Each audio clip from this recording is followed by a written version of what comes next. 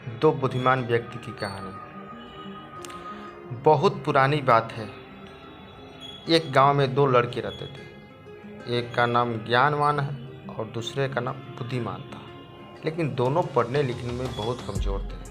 दोनों के माता पिता उनको लेकर बहुत परेशान थे। उन्होंने ज्ञानवान और बुद्धिमान को अच्छी शिक्षा देने के लिए बनारस भेज दिया। ज्ञानवान और बुद्धिमान ने बनारस में कुछ वर्ष रहकर अध्ययन किया। अब दोनों ही अच्छी शिक्षा ग्रहण कर विद्वान हो चुके थे। विद्वान होने के साथ ही उनमें इस बात का घमंड भी आ गया था कि वे बहुत विद्वान हैं।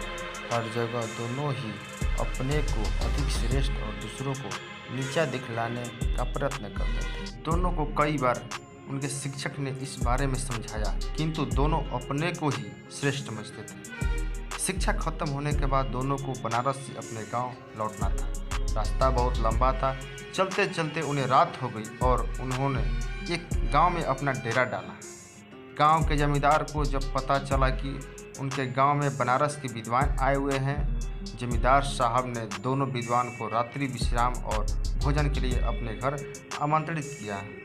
ज्ञानवान और विद्वानवान दोनों जमींदार के घर आ गए।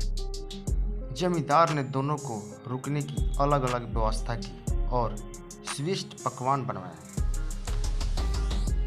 जमींदार पहले ज्ञानवान के पास गया और हाल चाल जाना। जमींदार पहले तो ज्ञानवान से बहुत प्रभावित हुआ, किंतु अपने घमंड और बुद्धिमान को नीचा दिखाने के लिए ज्ञानवान जमींदार के बोला, बुद्धिमान तो नाम का बुद्धिमान है, इतने दिन बनारस में रहकर भी कुछ नहीं सीखा और अभी भी गधा ही है। ज्ञानवान की बातें जमींदार को अच्छी नहीं लगी। ज्ञानवान से मिलने के बाद वो बुद्धिमान से मिलने गया। बुद्धिमान ने भी ज्ञानवान की तरह ही बातें कहा। ज्ञानवान को कोई ज्ञान नहीं है और वह तो बैल है जिसे कुछ नहीं आता। जमींदार दोनों से बहुत निराश हुआ और कुछ देर पश्चात ज्ञानवान और बुद्धिमान को भोजन के लिए बुलाया। दोनों भोजन के लिए आए। जब दोनों को थालियाँ परोसी गई, थालियाँ में घास और भूसा था। थालियाँ देखकर दोनों जमींदार पर बहुत क्रोधित होते हुए बोले, आपने यहाँ हमें बेइज्जती करने के लिए बुलाया है? क्या हम कोई जानवर है जो आप हमें भूसा और घास खिला रहे हैं?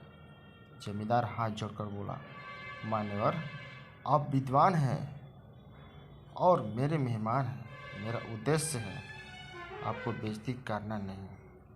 आप दोनों की विद्वान होकर एक दूसरे को बैल और गधा बोल रहे थे, इसलिए बैल और गधे का जो पसंद का भोजन है, मैंने आपको वही भोजन परोस दिया।